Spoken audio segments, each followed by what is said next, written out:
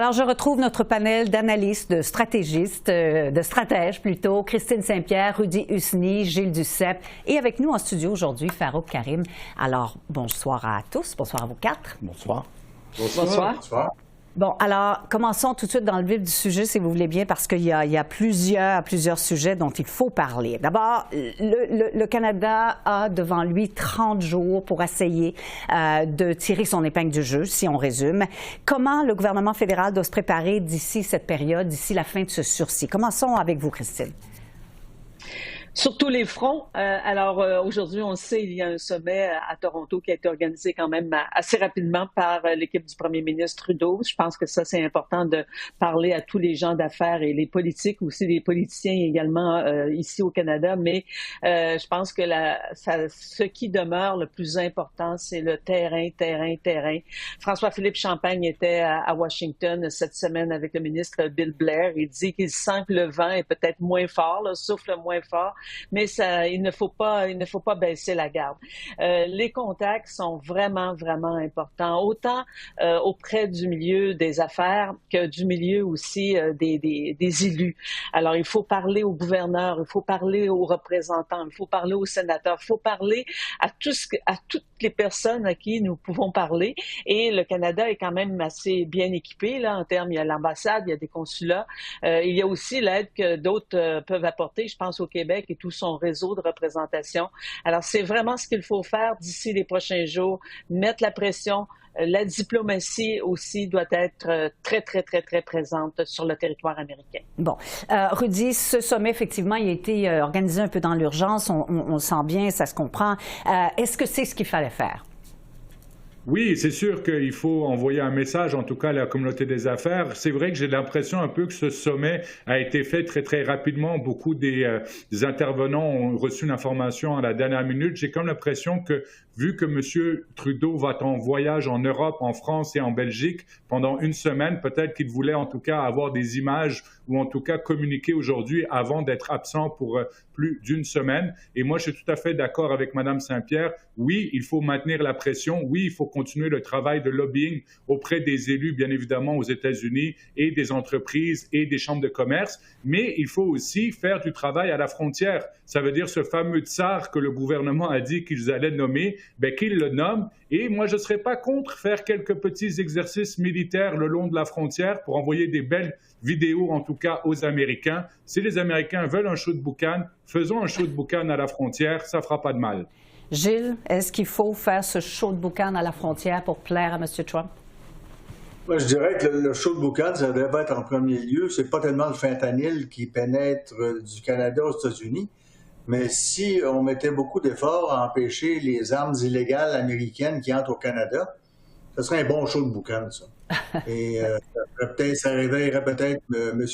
Trump, bien que même éveillé, je ne suis pas sûr qu'il est mieux que candidat. Cela étant dit, je pense que les entreprises canadiennes devraient multiplier les contacts avec les milieux d'affaires américains parce que ça va avoir des impacts très importants sur l'économie américaine. Pensez à l'aluminium, pensez au bois d'œuvre. Ça augmente les coûts de construction, tant dans l'automobile que dans les maisons. Et ça touche directement le portefeuille des Américains et des compagnies américaines. Je pense qu'il y a un effort majeur à faire là.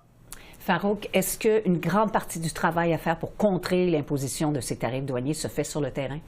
Oui, absolument. Mes collègues l'ont très bien dit. En bout de ligne, ce qui va convaincre M. Trump, ce ne sont pas les Canadiens, ce sont les Américains qui vont convaincre M. Trump et ce sont les marchés financiers américains qui vont convaincre M. Trump et la communauté d'affaires américaine. Et donc, ce que mes collègues disent, toutes les rencontres, c'est le ballet diplomatique. Donc, il faut sortir toutes nos cartes Air Miles, toutes nos cartes de points d'hôtel de Washington, New York, peu importe. Il faut toutes les utiliser. Les Canadiens qui sont croyants, il faut aller à lieu de culte tous les jours, prier pour que dans 30 jours, il n'y ait pas de tarif. Mais en attendant, nos représentants, c'est aux États-Unis qui doivent passer le restant du temps jusqu'à temps que cette menace-là soit levée. Bon, je reste avec vous, Farouk. cette menace-là, il y a un sursis, mais elle existe toujours, on est toujours menacé. Comment est-ce qu'on peut aider les entrepreneurs? Qu'est-ce que le gouvernement doit faire? Est-ce qu'il doit décider quelque chose là, lors de ce sommet qui est organisé en ce moment pour aider les entreprises? Parce que les entreprises risquent d'être les premières touchées ici. D'ailleurs, il y a des entreprises qui sont déjà touchées juste par la menace de tarifs. On a vu qu'il y a eu des pertes d'emplois, notamment au Québec. J'ai vu des entreprises devant l'imprévisibilité, de ne pas prendre des nouveaux contrats. Donc, l'aide aux entreprises à court terme est très importante, un peu à la façon qu'on a fait à la pandémie, dans des prêts, soutenir un peu l'exportation dans des différents marchés, s'assurer que le carnet de commandes continue que les entreprises puissent continuer à produire ou puissent continuer à garder leurs emplois, parce que il va y avoir une tempête à court terme, c'est sûr, s'il y a des dépositions de tarifs. La dépendance américaine, on va encore être dépendant pour plusieurs années avant de changer, de commencer à diversifier. Les Américains sont là pour rester et donc il faut aider nos entreprises à un peu diversifier leur marché. Rodolphe, Rudy, c'est la même chose également. De votre côté, est-ce que le gouvernement doit aider, soutenir, subventionner davantage les entreprises en ce moment? Oui, c'est sûr que, écoutez, les tarifs, j'écoutais le chef économiste de la Banque nationale qui disait qu'on a de facto déjà un tarif de 5 à 10 % sur l'économie canadienne, juste à cause de l'incertitude et des projets d'investissement, par exemple, qui ne se réalisent pas. Écoutez, moi, je suis un ancien du commerce international sous le gouvernement Harper. Sous le gouvernement Harper, on a signé 46 accords de libre-échange avec des pays différents, les 27 de l'Europe, le Japon, la Corée, le partenariat transpacifique, la Colombie, le Honduras et une liste comme ça de 46 pays. Ça fait plus de 30 ans au Canada qu'on dit qu'on doit se diversifier, gouvernement après gouvernement. On a les outils, c'est maintenant aussi aux entreprises de regarder aussi d'autres opportunités parce que c'est vrai qu'ils ont regardé seulement vers les Américains et malgré le fait qu'on a par exemple ces accords de libre-échange, on n'a pas en fait fait tous les efforts et surtout les entreprises pour développer des liens avec d'autres partenaires parce qu'on est allé avec la facilité. Donc c'est aussi un électrochoc aux entreprises canadiennes de se diversifier, mais cette fois pour vrai. Gilles, comment mieux aider les entreprises privées? Parce que, en fait, si les entreprises privées ont de la difficulté à y arriver, c'est toute l'économie du pays là, qui s'en ressent. Oui, mais je suis d'accord avec les remarques précédentes, mais je pense qu'il faudrait lier aussi cette aide aux entreprises à des conditions telles qu'augmenter la productivité. Et sur ça, il y a un retard important des entreprises canadiennes qui ont préféré encaisser les profits plutôt que d'investir dans la productivité. Deuxièmement, regarder vers des initiatives telles que celles proposées par les compagnies de bois d'œuvre qui ont dit peut-être qu'il faudrait encourager la construction de maisons avec du bois plutôt qu'avec du béton. Et ça, il y a une dizaine d'années, on avait mis ça de l'avant, il y avait eu des progrès de fait, c'était mis de côté un peu. Je pense qu'il faudrait revenir à ça, à de telles initiatives. Bon, pour soutenir cette industrie en particulier. Christine, le mot productivité, c'est ce qu'il faut retenir aussi? Oui, c'est un mot qui revient régulièrement et effectivement, il faut qu'il y ait une plus grande productivité. Mais moi, ce que je retiens aussi, c'est la difficulté de réduire cette dépendance vers les Américains. Et au Québec, on a 16 000 entreprises qui transigent tous les jours avec leurs partenaires américains. Alors oui, il faut les accompagner, mais en même temps, moi, ce qui m'inquiète, c'est de voir que les finances publiques, autant à Ottawa qu'à Québec, sont vraiment pas très bonnes. Alors, est-ce qu'on aura justement les moyens d'accompagner nos entreprises? Donc, c'est un défi. C'est un défi qui est devant nous. Il faut les accompagner, mais est-ce qu'on peut les accompagner à la hauteur de leurs besoins? Ça, j'ai un peu d'inquiétude à ce sujet-là. Bon, alors, toute cette question, cette crise qu'on vit soulève une espèce de sentiment patriotique à travers le pays. Ça risque de se traduire dans les intentions de vote. Il y a déjà des sondages, un sondage léger qui confirme une montée du Parti libéral provincial, 5 % dans les sondages. Le PQ au Québec, évidemment, là, reste en tête, mais selon Léger, l'option de la souveraineté enregistre un creux en 5 ans à 29 % d'appui. J'aimerais vous entendre là-dessus, Gilles. Moi, je me ramène à 1989, après l'élection où Jacques Parizeau était chef du PQ, la souveraineté était à 20 %. Le journaliste qui aurait écrit qu'un an plus tard, la souveraineté sera à 65 %, que Lucien Bouchard serait chef d'un parti souverainiste, lui qui est un ami personnel de Brian Mulroney, on y aurait dit, tu retournes au chien écrasé, tu n'as rien compris à la réalité. Même chose en 73, le PQ perd un député, passe de 7 à 6. Les libéraux ont fait élire 102. La personne qui aurait dit dans 3 ans le PQ pendant le pouvoir, on aurait dit ça marche pas. Donc, pour moi, la leçon de tenir, c'est que dans l'histoire de l'humanité, il n'y a rien de surprenant, il n'y a que des choses inattendues.